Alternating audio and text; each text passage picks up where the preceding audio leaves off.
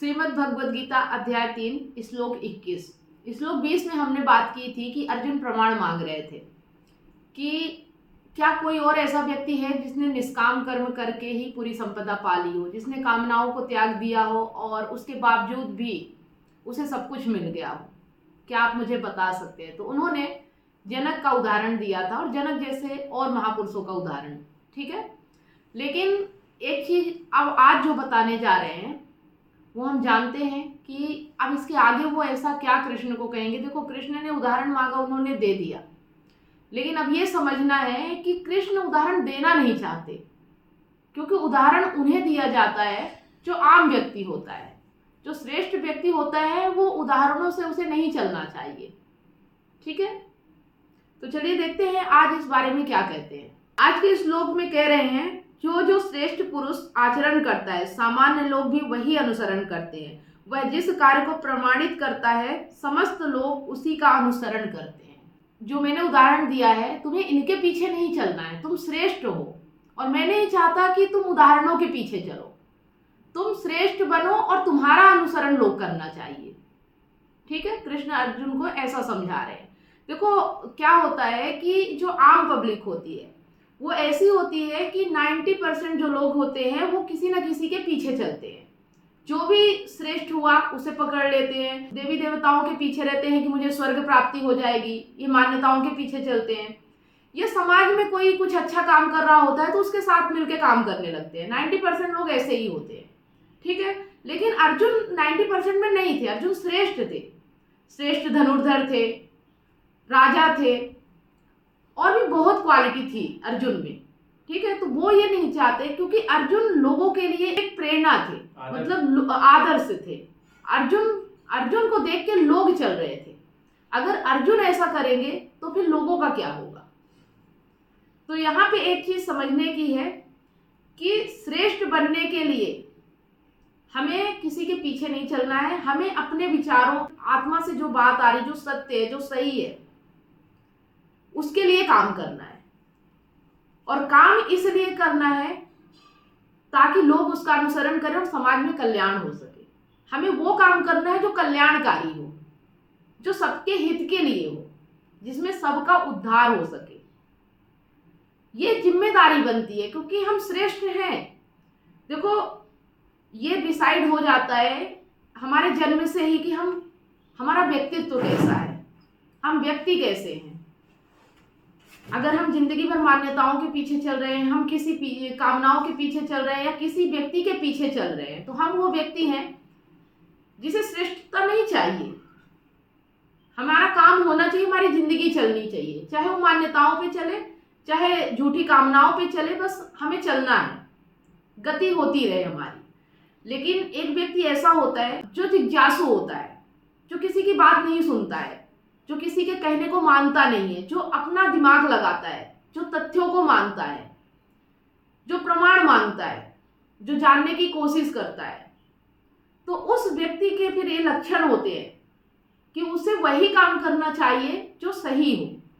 वो फिर गलत काम करेगा ना और लोग उसका अनुसरण करेंगे तो पूरा समाज गलत होता चला जाएगा। तो यहाँ पे जो मेन उद्देश्य है इस श्लोक का, तो उद्देश्य यही है कि जो व्यक्ति श्रेष्ठ है, जो अलग है, जो कुछ अपने आप में ही खोज रहा है, ढूंढ रहा है, जो आगे बढ़ने की हिम्मत रखता है, जो लोगों के साथ चलने में असुविधा महसूस कर रहा है, जिसे अच्छा नहीं लग रहा है, जिसे अपना रास्ता खुद बनाना पसंद है, ठीक है, उस व्यक्ति के लिए ये सारी बातें कही गई। गीता में श्रेष्ठ व्यक्ति के लिए सारी चीजें हैं। जो व्यक्ति 90% में है उसके जीवन में गीता नहीं उतर सकती है, क्योंकि गीता के लिए सबको समर्पित करना पड़ता है, पूरी तरह से निष्ठावान होना पड़ता है, फिर अपने लिए तुम कुछ नहीं बचा सकते हो। जो व्यक्ति ये सोचेगा है थोड़ा सा दे देते, थोड़ा अपने लिए बचा लेते हैं, वो व्यक्ति उतना ही पाएगा जितना वो देगा। लेकिन जो सब कुछ समर्पित करने के लिए तैयार होता है, उसको फिर वो सब कुछ मिलता है जो एक आम आदमी को नहीं मिल सकता है, ठीक है। तो इस श्लोक से ये भी समझ में आ रहा है कि अर्जुन को ही गीता क्यों बताई गई है, गीता किसके लिए है।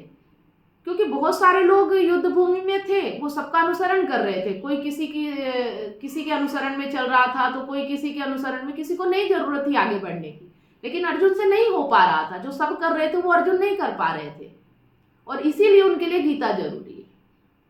तो जो व्यक्ति संसार में ऐसा होता है, जो श्रेष्ठता, जिसके अंदर श्रेष्ठता होती है, उसी के लिए ज्ञान भी होता है। मतलब ज्ञान भी श्रेष्ठ व्यक्तियों के लिए ही होता है, ज्ञान भी नॉर्मल व्यक्तियों के लिए नहीं होता है।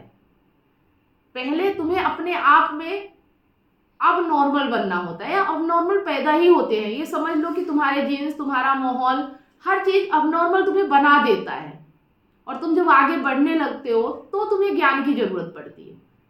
जो जिज्ञासु नहीं है, जो जानना नहीं चाहता, जिसके अंदर तड़प नहीं है, जो अनुसरण करके खुश है, जो कभी सवाल नहीं कर रहा है कि मेरी जिंदगी ऐसी क्यों चल रही है, कैसी होना चाहिए, उसके लिए ज्ञान नहीं है। हम कहते हैं ना कि सबको गीता बता देते हैं, ठीक है, और सबको समझा देते हैं। नहीं, जो व्यक्ति जिज्ञासु और जो हमसे पूछ रहा है कि हमें आगे क्या करना है, हमारी जिंदगी कैसी होनी चाहिए, कृष्ण से अर्जुन पूछ रहे थे, कोई और आके नहीं पूछ रहा था, इसलिए उन्हें उनको गीता का ज्ञान देना पड़ा।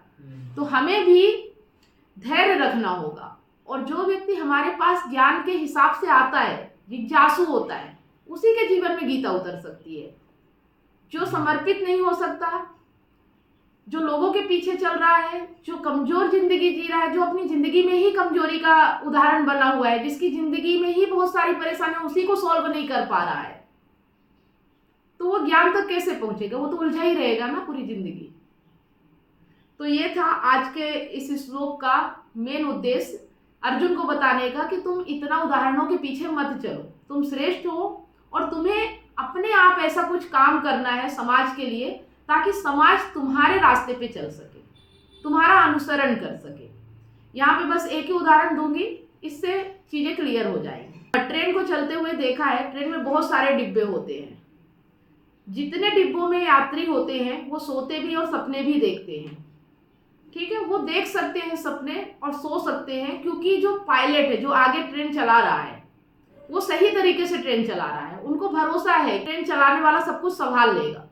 लेकिन जो ट्रेन चलाने वाला मेन व्यक्ति है, जो सामने बैठा हुआ है, वो अगर नींद में हो जाए या सपने देखने लगे, तो पूरे डिब्बों का क्या हाल होगा? जो उसके पीछे चल रहे हैं डिब्बे, वो डिब्बे तो टूट जाएंगे, इधर उधर बिखर जाएंगे, या उनका अस्तित्व ही खत्म हो जाएगा। तो ये रिस्पॉन्सिबिलिटी बनती है कि जो श्रेष्ठ व्यक्ति है और जिसके पीछे लोग अनुसरण कर रहे हैं, उसकी जिम्मेदारी है ना तो अपने कर्म से भाग सकता और ना वो गलत कर्म कर सकता। यही सत्यनिष्ठा है। वो पटरी पे ध्यान रखता है, तुरंत एक्टिव रहता है, वो प्रेजेंट में जीता है। अगर वो सपने में खो जाए तो ट्रेन आगे नहीं बढ़ेगी। इसी तरह से अर्जुन पलायन करना चाह रहे हैं, भागना चाहते हैं, छोड़ना चाहते हैं, और कृष्ण उन्हें समझा रहे हैं कि ये तुम्हारे लिए उपयोगी नहीं है। कोई और करता कहता तो हो जाता, तुम श्रेष्ठ हो, और श्रेष्ठ व्यक्तियों के लिए ये गलत है। गलत और सही की परिभाषा समझ में आ रही है कि जो श्रेष्ठ है और जो लोगों के लिए उदाहरण बना हुआ है, उस व्यक्ति को अपनी सत्यनिष्ठा और सही कर्म करने की आवश्यकता है, यही उसका कर्तव्य है। उनको उनका कर्तव्य याद दिला रहे हैं, ठीक है। तो आज का मेन मकसद आपको समझ में आ गया इस श्लोक का। अगर इस रिलेटिव आपका कोई क्वेश्चन है तो आप क्वेश्चन कर सकते हैं। देखिए, आपने यहाँ पर बोला कि जो श्रेष्ठ आदमी होता है वो पैदाइशी से ही उसका तय हो जाता है, मतलब कि जीन्स में ही होता है। मैं इस बात से मुझे लगता है कि ताल्लुक नहीं रखता, क्योंकि देखा जाए तो अमिताभ बच्चन इतना महान कलाकार है, महानायक है, और उसका बेटा अभिषेक बच्चन उस लेवल का नहीं बन पाया। वहीं शाहरुख खान के पिता कौन से एक्टर है, लेकिन शाहरुख खान आज देखिए खलनायक, लेकिन शाहरुख खान आज देखिए किंग खान बन गया। तो ये जेनेटिक्स वाली बात मुझे समझ नहीं आई कि आप बोल रही हैं कि उसके जीन्स में ही होता है महान होना, ये कैसे हो सकता है? वो चीजें जीन्स में होती है, वो हमें मदद करती हैं जी, लेकिन उसे हर व्यक्ति समझ नहीं पाता है। अच्छा, तो उसके लिए माहौल भी जिम्मेदार होता है जी, मतलब सिर्फ जीन्स पर नहीं कह सकते हाँ, कि देखो, फिर माहौल के लिए होता है किसने कितना स्ट्रगल किया, कितना अपने जीवन में प्रयास किया, कितनी मेहनत किया, मतलब कितना उसके जीवन में परिस्थितियां विपरीत हुई उसके साथ। अभिषेक बच्चन को शायद वो परिस्थितियों का सामना नहीं करना पड़ा होगा, जिसलिए उसने अपनी क्षमता को नहीं समझ पाया। कुछ लोग होते हैं कि जो सब कुछ मिल जाता है ना, तो प्रयास ही नहीं करते अपने जीवन में, वो फिर उसके आदी हो जाते हैं। और कुछ लोग ऐसे होते हैं, जैसे कि अमिताभ बच्चन में हरिवंश राय बच्चन उनके पिता थे, उनके गुण गए और परिस्थितियां जब आई उस वक्त उनके गुण निखर के सामने आए। ठीक है, तो होते हैं। और पेरेंट्स मतलब माँ बाप दोनों का होता है। तो किसी किसी का ऐसा होता है कि अमिताभ बच्चन तो ठीक है, लेकिन हो सकता है कि उनकी पत्नी कुछ इस तरह से रही होंगी जो बच्चे पे प्रभाव पड़ गया। भी तो एक एक्ट्रेस थी जया बच्चन। थी, पर श्रेष्ठ तो नहीं हुई ना।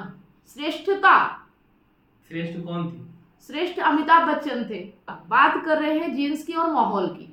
ठीक है, तो जब जीन्स अंदर से होते हैं मतलब प्रबल होते हैं, माहौल भी मिलना चाहिए, तो माहौल भी उस हिसाब से मिलना चाहिए। कभी कभी कोई व्यक्ति है कि पूरे जीवन अपनी क्षमता को नहीं पहचान पाता है जी, है ना।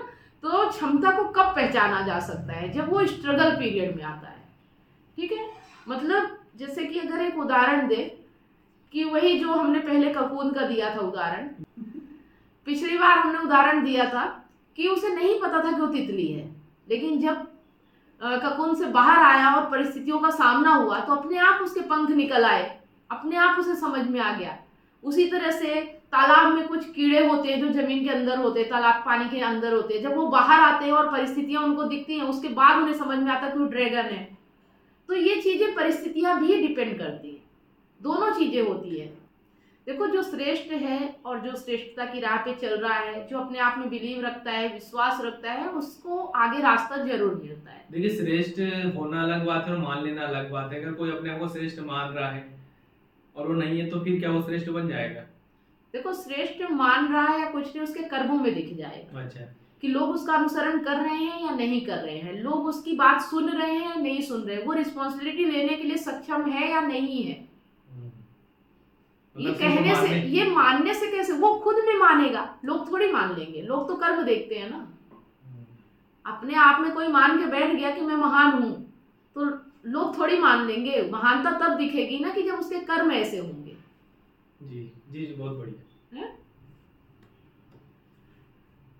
तो आज का श्लोक अर्जुन को समझा रहा है कि अर्जुन, तुम श्रेष्ठ हो और तुम्हें ये सब चीजें जो बातें कर रहे हो, जो दूसरों का अनुसरण करने की कोशिश कर रहे हो या देख रहे हो कि कौन मेरे से आगे चला है, ये सब नहीं। और तुम्हें आगे चलना है, तुम्हें इस दुनिया के लिए उदाहरण बनना है, तुम्हें एक ऐसा माहौल बनाना है, ऐसी सत्यनिष्ठा रखनी है ताकि लोग उसका अनुसरण कर सके। तो यहाँ पे गीता में हर एक बात एक दूसरे से कनेक्ट होती जा रही है, हर एक श्लोक एक दूसरे से कनेक्ट है। अभी अगर हम इसका रिवीजन करें तो सबसे पहले मोह को खत्म किया, उसके बाद अज्ञान को खत्म किया, उसके बाद कामना को खत्म किया, निष्कामता के बारे में बात की, और अब निष्कामता से क्या मिलता है उसके कुछ उदाहरण देखे। ठीक है, अब इन उदाहरणों के पीछे कौन चलता है और आगे कौन चलता है, इसके बारे में बात की गई। तो अच्छे तरीके से समझ में आ गया। इतना मतलब एक क्रम बाई क्रम ये श्लोक चल रहे हैं। एक मानव जीवन में जो जिंदगी में क्रम होता है उन सबको ये साथ लेके चल रहे हैं, और ताकि व्यक्ति श्रेष्ठ बन सके, ताकि व्यक्ति अपनी क्षमताओं को पहचान सके। इसीलिए गीता का ज्ञान है। लेकिन गीता का ज्ञान लेने तक की भी तो श्रेष्ठता होनी चाहिए ना, उसके लिए भी श्रेष्ठ होना जरूरी है, तभी ये ज्ञान हमारे जीवन में उतरता है। अगर हम अपनी जिंदगी में ही परेशान रहेंगे, अपनी समस्याओं में ही उलझे रहेंगे, उनके जीवन में गीता नहीं उतर पाएगी, क्योंकि उन्हें बिलीव ही नहीं हो पाएगा। और जो बिलीव करता जाएगा उसका जीवन ऑटोमेटिक बदलता जाएगा। ज्ञान तुम्हारी सिर्फ मदद करता है, ज्ञान कुछ और नहीं करता है। ज्ञान सिर्फ मदद करता है ताकि तुम देख सको कि सच क्या है, झूठ क्या है, माया क्या है, शरीर क्या है, विचार क्या है, प्रकृति क्या है, मन क्या है। इन सब चीजों को जब तक इंसान नहीं समझेगा तब तक वो परेशान ही रहेगा, भागता ही रहेगा, सत्य को खोजता ही रहेगा। और जैसा कि हमने इसके बारे में भी बात की है कि सत्य कहीं गुम नहीं गया है कि उसे खोजना है। सत्य तो है, बस उसमें हमने झूठ के इतने आवरण चढ़ा रखे हैं जिससे वो दिख नहीं रहा है। जिस तरह आग जलती है ना जब, और जब उस पर धुआं निकलने लगता है तो आग दिखती नहीं है, धुएं के ढक लेती है, लेकिन जब वो धुआं हटता है तो आग अपने आप दिखने लगती है। मतलब आग तो है तभी धुआं है, बिना आग के धुआं हो ही नहीं सकता। लेकिन आग को ढूंढने की जरूरत नहीं है, धुआं को हटाने की जरूरत है। उसी तरह से सत्य तो है, प्रकृति में, ब्रह्मांड में 700 सत्य पहले से ही है, लेकिन हम अहंकार जो होता है ना, उसने झूठ का आवरण चढ़ा लिया है। बस उस झूठ को हटाना है। ज्ञान यही काम करता है। ज्ञान यही काम करता है, सत्य को ढूंढने का नहीं, झूठ को हटाने का काम करता है। तो ठीक है, इस तरह से हम थोड़ी थोड़ी करके अपनी जिंदगी को समझते जा रहे हैं। और कड़ी को आप भूलिएगा नहीं, क्योंकि ये कड़ी एक दूसरे से जुड़ी हुई है। अगर पीछे की कड़ियों को हम छोड़ते चलेंगे और आगे की कड़ियों को पकड़ते चलेंगे तो भी कुछ नहीं होने वाला है। सबको साथ लेके चलना है और अपने जीवन में परिवर्तन करते चलना है। आ रहा समझ में? जी। अपने जीवन में बदलाव करना है। ज्ञान यहाँ बैठ के हम सिर्फ दिमाग में भरने के लिए नहीं ले रहे हैं, दिमाग से हमें हमारे जीवन में उतरना चाहिए। ठीक है, और अगर कुछ चीज नहीं समझ में आ रहा है तो पूछ सकते हो। आप लोग भी जो इस वीडियो को देख रहे हैं, अगर कोई संशय है, कोई सवाल है, तो बेझिझक आप कमेंट में सवाल कीजिए, आपके सवालों पे भी बातचीत की जाएगी। ठीक है, तो उम्मीद करती हूँ आपको ये हमारी गीता बहुत पसंद आ रही होगी। अगर वाकई में समझ में आ रही, जीवन में उतर रही, पसंद आ रही, इससे आपको लाभ हो रहा है तो कमेंट करके जरूर बताएं। वीडियो अच्छा लगा तो लाइक करें और ज्यादा से ज्यादा इसे अपने दोस्त और जरूरतमंद लोगों के साथ शेयर करें। मिलते हैं नेक्स्ट वीडियो में, तब तक आप सभी लोगों को वीडियो अंत तक देखने के लिए बहुत बहुत धन्यवाद।